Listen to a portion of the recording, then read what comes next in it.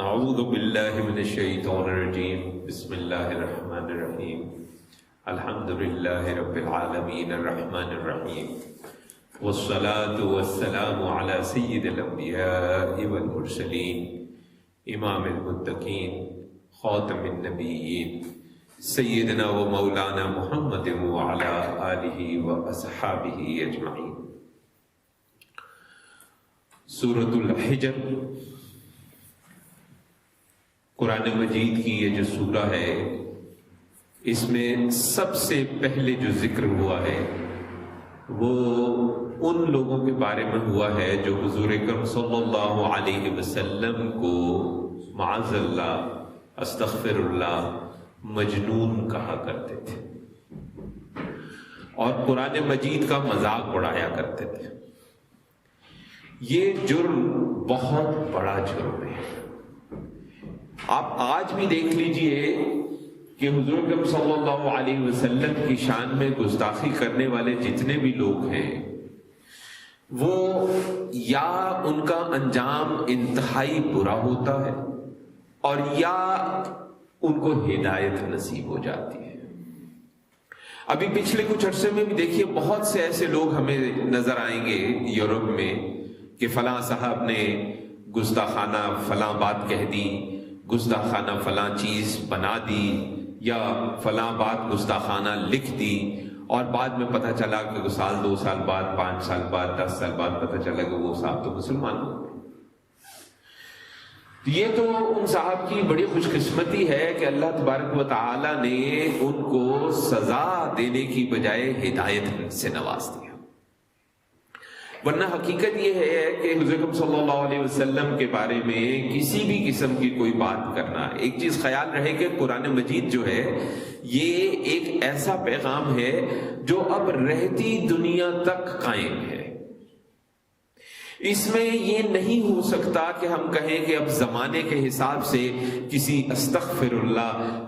تبدیلی کی ضرورت ہے یا کسی سوچ بچار کی ضرورت ہے۔ اللہ تبارک و تعالی نے جب دین کی تکمیل کر دی، اپنا آخری نبی بھیج دیا، اپنا آخری رسول بھیج دیا، اپنا آخری پیغام، اپنا کلام بھیج دیا، اب کسی قسم کی کوئی تبدیلی، کسی اضافے کی کوئی گنجائش نہیں ہے۔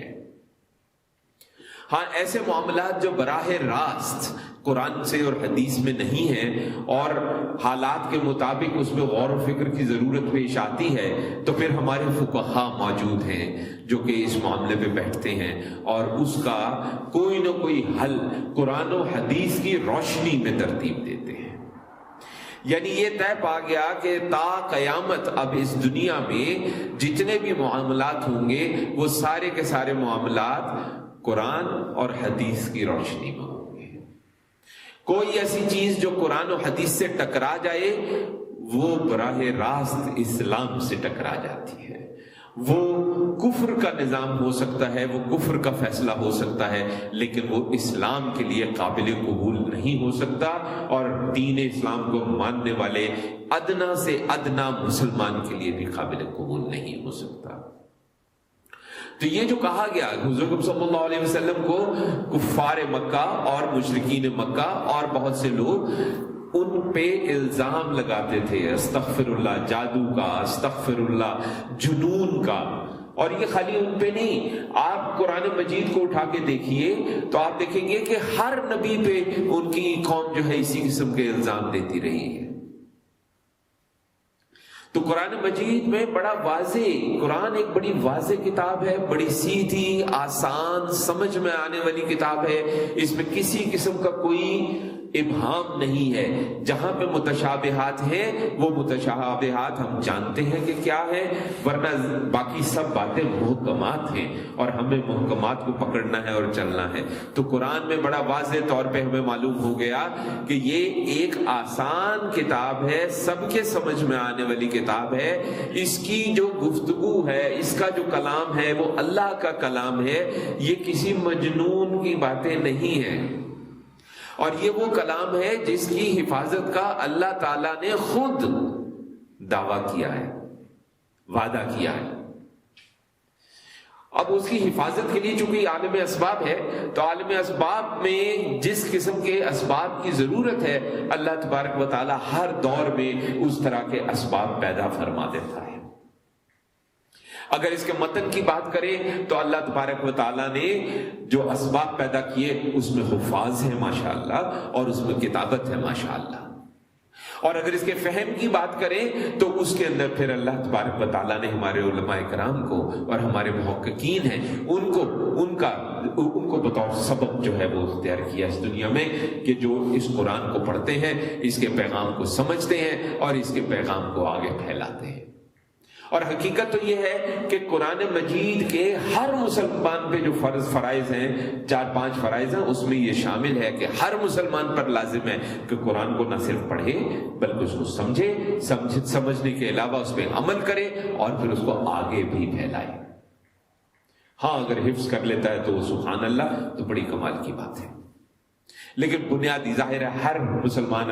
کا حفظ کرنا یا حافظ ہونا، اگر ایسا ہو تو سبحان اللہ، لیکن اگر ایسا نہیں ہے تو کم از کم جو باقی 4 اس کے حقوق ہیں وہ تو ہر مسلمان پر لازم ہے کہ وہ قرآن کو باقاعدگی سے پڑھے، قرآن کو سمجھے، قرآن پر عمل کرے اور پھر اس کے پیغام کو آگے پہنچائے، اپنے حلقہ احباب میں پہنچائے، اپنے بیوی بچے میں پہنچائے، اپنے بھائی بہن میں پہنچائے، اپنے ماں باپ کو پہنچائے، جہاں بھی اس کی رسائی ہے، جہاں تک رسائی ہے وہاں تک پہنچائے۔ اور یہ ان اسباب میں ہے جو اللہ تبارک و تعالیٰ نے، چونکہ عالم اسباب ہے تو ان کو اس دنیا کے اندر اللہ تبارک و تعالیٰ نے یہ اسباب پیدا فرمائے۔ اور قرآن مجید کا جن لوگوں نے کبھی مذاق اڑایا یا اگر آج بھی کوئی مذاق اڑاتا ہے، حضور اکرم صلی اللہ علیہ وسلم کا اگر کبھی کسی نے مذاق اڑایا یا آج بھی کوئی اگر ان کا مذاق اڑاتا ہے یا ان کی جو محکمات پر مبنی گفتگو ہے اور قرآن مجید کی جو محکمات پر مبنی گفتگو ہے، اگر اس کی کسی نے تعویلیں کی تو وہ بھی حضور صلی اللہ علیہ وسلم کا، اللہ کا اور قرآن مجید کا گستاخ ہے۔ اور یہ وہ لوگ ہیں جو قرآن کہتا ہے کہ بہت جلد یہ کہیں گے کہ کاش ہم مسلمان ہو جاتے۔ ان کی ضد پر جو روشنی ڈالی گئی تو کہا گیا کہ قرآن کہتا ہے کہ اگر آسمان کا کوئی دروازہ کھول دیا جائے، وہاں سے باقاعدہ ایک سیڑھی اتار دی جائے اور یہ اس پہ چڑھنا بھی شروع کر دے، تب بھی یہ وہ لوگ ہیں جو کہیں گے کہ یہ اللہ کا کلام نہیں ہے، یہ تو جادو ہے۔ تب بھی وہ لوگ یہی کہیں گے کہ انبیاء کرام علیہ السلام کے جو معجزات ہیں وہ تو ہماری آنکھوں میں ایک نشہ پیدا کر دیتے ہیں، وہ ہم پر سحر طاری کر دیتے ہیں، وہ ہمیں مسحور کر دیتے ہیں۔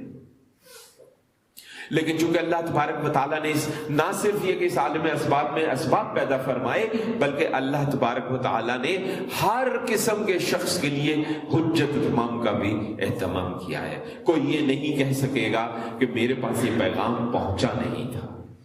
ہاں اب اس پہ لوگ بات کرتے ہیں کہ جی افریقہ کے جنگل کے اندر فلاں جگہ پہ جہاں روشنی بھی نہیں پہنچتی، وہاں پہ ایک بندے کو اگر پیغام نہیں پہنچا تو اس کا کیا ہوگا؟ تو اس کو جواب جناب یہ ہے کہ آپ اپنی فکر کریں، افریقہ کے جنگلوں کو چھوڑیں، اللہ نا انصاف نہیں ہے، اللہ ہی بہتر جانتا ہے کہ اس کے ساتھ کیا سلوک ہوگا۔ گو کہ اس میں کچھ ائمہ نے کچھ اپنی رائے دی ضرور ہے، لیکن بات یہ ہے کہ ہم اپنے ذمہ دار ہیں اور ان کے ذمہ دار ہیں جو ہمارے حلقے میں ہیں۔ یہاں سے 1500 دور افریقہ کے جنگلوں کے کسی قبیلے کے ذمہ دار ہم آپ نہیں۔ اللہ تبارک و تعالیٰ نے ان کے لیے بھی جو بھی سبب پیدا کرنا ہے وہ کیا ہوگا یا کرے گا، اور اگر نہیں کرے گا تو اللہ تبارک و تعالیٰ کی کیا مصلحت ہے اور وہ اس کو کیسے کرے گا۔ یہ وہ بادشاہ ہے، وہ بادشاہوں کا بادشاہ ہے، وہ شہنشاہوں کا شہنشاہ ہے، کائناتیں بنانے والا ہے، اس کے ایک کن پر پوری پوری کائنات بن جاتی ہے۔ تو ایسے رب کے بارے میں یہ سوچنا کہ وہ کوئی ناانصافی کر سکتا ہے، یہ تو صریحاً کفر میں شامل ہو جائے گا۔ اس لیے ان کے معاملات کو چھوڑا جائے اور اپنے معاملات کو دیکھا جائے، اور اپنے جو ارد گرد دوست احباب ہیں، ہمارے رشتہ دار ہیں، ان کے معاملات جو ہیں ان کو دیکھا جائے۔ پھر قرآن مجید میں بار بار توحید کا تذکرہ ہوا ہے،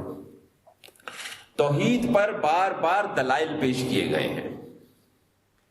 جس کے اندر واضح طور پہ بار بار بتایا گیا آسمان کا پیدا کرنے والا اللہ ہے، زمین کا پیدا کرنے والا اللہ ہے، پہاڑوں کا پیدا کرنے والا اللہ ہے، یہ وہی ہے جس نے قرآن مجید کو نازل فرمایا ہے، یہی ہے جس نے بادلوں کا نظام، بارشوں کا نظام جو ہے اس کا انتظام کیا تاکہ یہ جو زمین جو مردہ ہو جاتی ہے اس میں بھی پھر فصل اگتی ہے، سبزہ اگتا ہے، اس سے بھی نفع جو ہے وہ پھر پیدا ہوتا ہے۔ یہ پھر امکان آخرت کی بات ہے، ایک سوچنے کی بات ہے کہ اگر اس دنیا میں تمام عمر ایک شخص ظلم و ستم کرتا ہوا یہاں سے مر جائے تو کیا اس کا کوئی حساب نہیں ہوگا؟ اگر اس کا کوئی حساب نہیں ہوگا تو پھر تو اس دنیا میں سے اخلاقیات ختم ہو جائیں گی، نیکیاں ختم ہو جائیں گی۔ دیکھیں، دو معاملات چلتے ہیں، انسان ہے لالچ کرتا ہے، دو طرح کے لالچ ہیں، ایک لالچ انعام کا لالچ، ایک لالچ سزا سے بچنے کا لالچ، یا خوف ہے یا امید ہے۔ جیسا کہ صحابہ کرام رضوان اللہ تعالی علیہم اجمعین سے بھی ہمیں پتہ چلتا ہے کہ جو ایمان ہے وہ خوف اور امید کی درمیانی حالت کا نام ہے۔ اب اگر آخرت نہ ہو، اگر جزا اور سزا کا تصور نہ ہو، اگر حساب کتاب کا معاملہ نہ ہو تو اس سے کیا ہوگا؟ نہ خوف ہوگا نہ امید ہوگی، نہ انعام کا لالچ ہوگا نہ سزا سے بچنے کا لالچ ہوگا۔ نتیجہ کیا نکلے گا؟ یہ جو زمین ہے اور ہم جو انسان ہیں، ہم اس زمین پر ہر جگہ شیطان ناچے گا۔ نیکی آپ کو ڈھونڈنے سے بھی نہیں ملے گی، یہ بہت سمجھنے والی بات ہے۔ اور اللہ جو ہے اس کے وسائل لامحدود ہیں، کیونکہ ہر چیز اس کے کہنے پہ بنتی ہے، وہ کسی بھی قسم کے وسائل پہ انحصار نہیں کرتا ہے، بلکہ ہر قسم کے وسائل اس کی وجہ سے تخلیق پاتے ہیں۔ اس کی ایک اپنی حکمت ہے، کب کیا ہوگا، کیسے ہوگا، کب قیامت قائم ہوگی، یہ سب کی سب معاملہ۔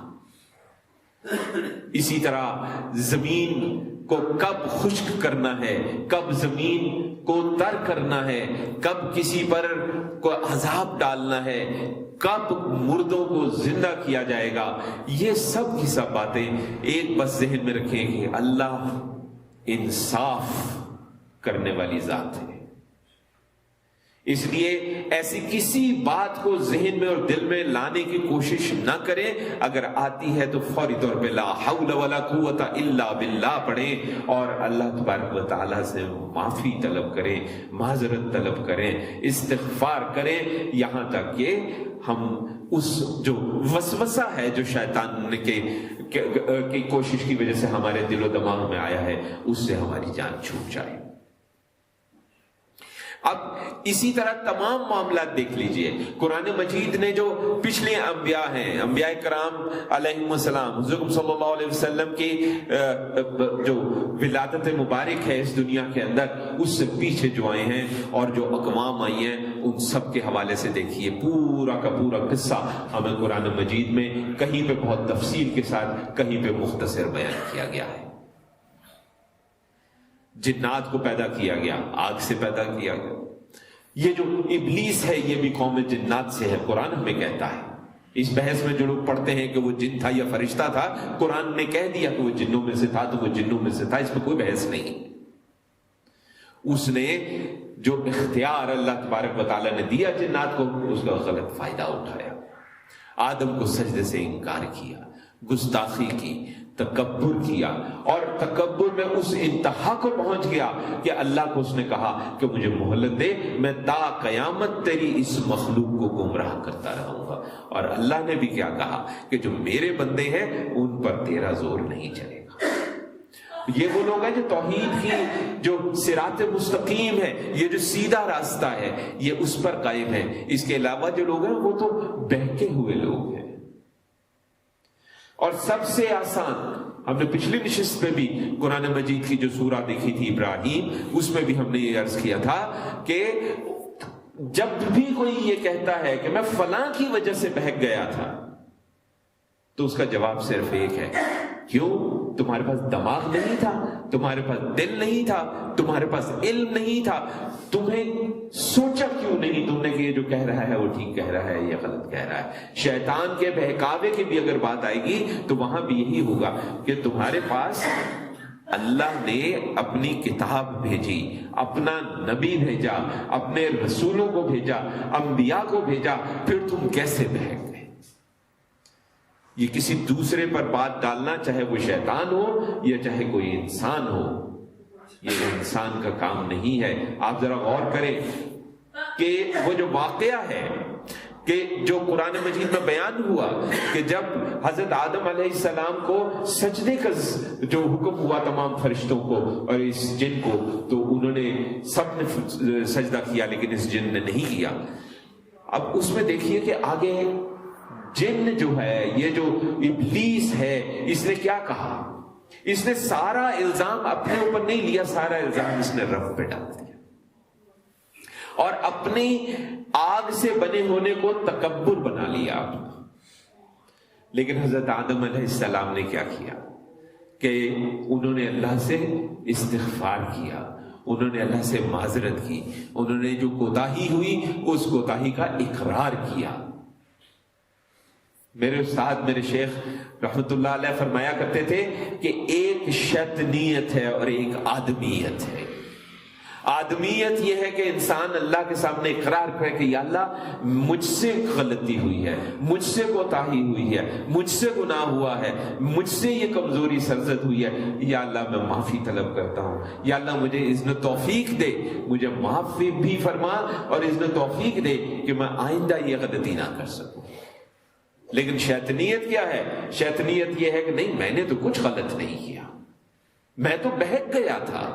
مجھے فلاں نے بہکا دیا، مجھ سے یہ کام شیطان نے کروا دیا۔ شیطان ذہن میں رکھے ہم سے کوئی کام کروا نہیں سکتا، وہ صرف ہمارے دل میں وسوسہ ڈال سکتا ہے، وہ برائی کو چمکا کر اچھا کر کے ہمیں دکھا سکتا ہے، اس کی طرف بڑھتے ہم اپنی مرضی سے۔ اس لیے یہ کہہ دینا کہ اس نے بہکا دیا تھا، فلاں کی بات میں آ گیا تھا، یہ دلیل روز قیامت ہمارے کام آنے والی نہیں۔ اور اسی طرح جتنی اقوام ہیں ان کا جب تذکرہ ہوا، قوم سمود ہے، قوم لوط ہے، قوم شعیب ہے، آپ یہ دیکھیے کہ تمام اقوام سوائے ایک حضرت یونس علیہ السلام کی قوم کے، تمام اقوام وہ ہیں جن کے اوپر عذاب نازل ہوا۔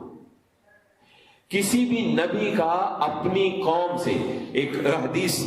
مبارک ہے جس کے الفاظ یہ ہے کہ کسی بھی نبی کا، مفہوم عرض کر رہے، کسی بھی نبی کا اپنی قوم میں پیدائش بھی مبارک ہے اور وصال بھی مبارک ہے۔ اگر تفصیل دیکھیں کہ وصال کیوں مبارک ہے تو تفصیل یہ ہے کہ جس نبی کا وصال قوم میں نہیں ہوا وہ اس لیے نہیں ہوا کہ اس کی قوم برباد ہوئی ہے، اس پہ عذاب آیا ہے۔ صرف ایک حضرت یونس علیہ السلام، ایک ایسی ان کی قوم تھی کہ جو حضرت یونس ناراض ہو کے چلے گئے جب، اور اللہ تبارک و تعالیٰ نے ان کے اس طرح ناراض ہو کے جانے پر برہمی دکھائی اور ان کو کچھ وقت کے لیے مچھلی کے پیٹ میں بھیج دیا گیا۔ وہ قوم پیچھے سے نادم ہوئی، توبہ استغفار اس نے کی، وہ اپنے نبی کی تلاش میں ادھر ادھر پھرتی رہی۔ سوائے اس ایک قوم کے کوئی قوم ہمیں پیچھے ایسی نہیں ملتی جس پہ عذاب نازل نہ ہوا۔ جس نے بھی کبھی اپنے نبی کا پیغام جھٹلایا یا اس کے خلاف کیا اس پہ عذاب ضرور آتا ہے۔ ہاں یہ ہے کہ اب عذاب کی شکلیں بدل گئی ہیں، اب عذاب کی شکل میں پوری قوم کا تباہ ہو جانا نہیں ہے۔ اب کسی خطے کے اندر تھوڑی دیر کے لیے کچھ ہوتا ہے کہ باقی اس سے کچھ سبق سیکھ لیں، شاید ان کی اصلاح ہو جائے، کیونکہ یہ آخری قوم ہے اور یہ پیغام آخری پیغام ہے اور تا قیامت اب یہی پیغام ہے۔ تو اللہ تبارک و تعالیٰ نے یہ جو اپنا نبی بھیجا صلی اللہ علیہ وسلم، ہمیں اس کے نام لیوا گھرانوں میں پیدا کیا، اس سے بڑی نعمت کوئی اور ہو ہی نہیں سکتی۔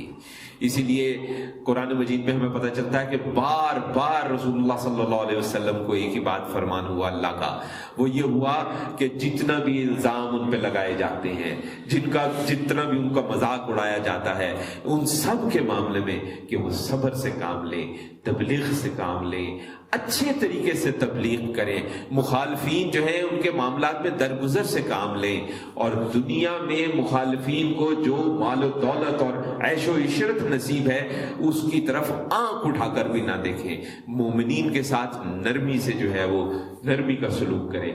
یہ معاملات ذہن میں رکھیں کہ مشرکین کے کاموں کی، ان کے جو بھی اقدام ہے اس سے ہمیں بالکل گھبرانا نہیں ہے۔ یہی پیغام حضور صلی اللہ علیہ وسلم کو اور پھر آپ کی ساری امت کو دیا گیا ہے۔ اور سمجھنا یہ ضروری ہے کہ ہمارے لیے بطور مسلمان صرف ایک مسلمان گھرانے میں پیدا ہو جانا نجات کا باعث نہیں ہے۔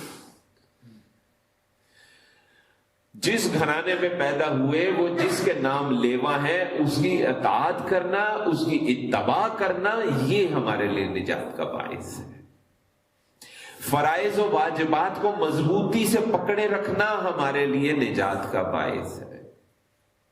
لیکن فرائض و واجبات کو چھوڑ کر مباحات، مستحبات، ان چیزوں کی طرف مائل ہو جانا، اس سے نجات ہونے کا امکان نہیں ہے۔ اور اس میں ہم ہر دفعہ آپ کو یاد کراتے ہیں، قرآن مجید میں بڑا واضح طور پر ملتا ہے کہ جہنم میں کچھ لوگوں سے پوچھا جائے گا کہ تم جہنم میں کیسے پہنچے، وہ کہیں گے ہم نماز نہیں پڑھتے تھے۔ یہ ایک مثال ہے، اور قرآن سے بھی اور احادیث مبارکہ سے بھی ایسی بے تحاشا مثالیں ہمیں ملتی ہیں۔ ہمیں اپنا کام کرنا ہے، اچھے طریقے سے کرنا ہے، محبت کے ساتھ کرنا ہے، درگزر کے ساتھ کرنا ہے، اگلے کو خام خواہ مختلف تہمتیں لگا کر، غیبتیں کر کے، برا بھلا کہہ کے اور برے انداز سے نہیں کرنا ہے۔ انسان کی سرشت میں ضد ہے، جب ہم اس کے ساتھ برے انداز میں بات کرتے ہیں تو بہت کم لوگ ہیں جن کو اصلاح نصیب ہوتی ہے، زیادہ تر ضد میں کھڑے ہو کر الٹا اور شیطنت کی طرف مائل ہو جاتے ہیں۔ اللہ کا پیغام محبت سے پہنچانا ہے ہمیں، اور اپنے عمل سے پہنچانا ہے۔ ہمارے جتنے بھی بزرگان دین علیہم الرحمہ ہیں، جن کی وجہ سے اس خطے میں اسلام آیا، اسلام پھیلا، انہوں نے صرف اور صرف کیسے اسلام پھیلایا؟ صرف اور صرف ایک طریقے سے، اور وہ تھا اپنا عمل جو محبت سے بھرپور تھا۔ تو بڑا ضروری ہے کہ ہم ان کے راستے کو پکڑیں، ان کے طریقے کو پکڑیں، اور اس کے مطابق اپنی زندگیوں کو سیدھا کرنے کی کوشش کریں۔ ہر وقت اپنی زبان کو اللہ کے ذکر سے تر رکھیں یا نبی کریم صلی اللہ علیہ وسلم کے درود سے تر رکھیں۔ دونوں میں سے کوئی ایک چیز پکڑ لیں، ہر وقت کے لیے پکڑ لیں، چلتے پھرتے اٹھتے بیٹھتے۔ وضو ہے نہیں ہے، شرن اگر وضو آپ کا نہیں ہے، آپ بغیر قرآن مجید کو چھوئے قرآن پڑھ سکتے ہیں۔ اگر آپ کو زبانی یاد ہے، آپ درود شریف پڑھ سکتے ہیں شرن، اس میں کوئی حرج نہیں ہے۔ ہاں یہ ہے کہ اگر وضو ہو تو سبحان اللہ، اس میں پھر تو ثواب بھی ایسا ہے کہ کیا بات ہے۔ لیکن اس کا مطلب نہیں ہے کہ اگر میرا وضو کھل گیا یا ٹوٹ گیا تو میں کہوں کہ نہیں اب میں ذکر نہیں کر سکتا، اب میں جب وضو کروں گا تب درود شریف پڑھوں گا۔ ایسی کوئی شرط نہیں ہے شریعت کے اندر۔ ہاں باوضو رہنا انتہائی افضل ہے، اس میں کوئی شک نہیں ہے۔ بلکہ ہمارے بزرگان دین تو یہ بھی کہتے ہیں کہ رات کو آخری وقت میں وضو ہو بھی تو سونے سے پہلے وضو کر کے اللہ کا نام لے کر اور ذکر اذکار کر کے آپ سو جائیں۔ اللہ تعالی ہمیں ہدایت دے، فہم عطا فرمائے، قرآن کو سمجھنے کی، قرآن کے پیغام کو سمجھنے کی توفیق عطا فرمائے، اس پہ عمل کی توفیق عطا فرمائے، اپنے آگے عزیز و اقارب کو تلقین کی توفیق عطا فرمائے۔ وصلی اللہ علی خیر خلقہ سیدنا و مولانا محمد وعلی آلہ و اصحابہ اجمعین برحمتک یا ارحم الراحمین۔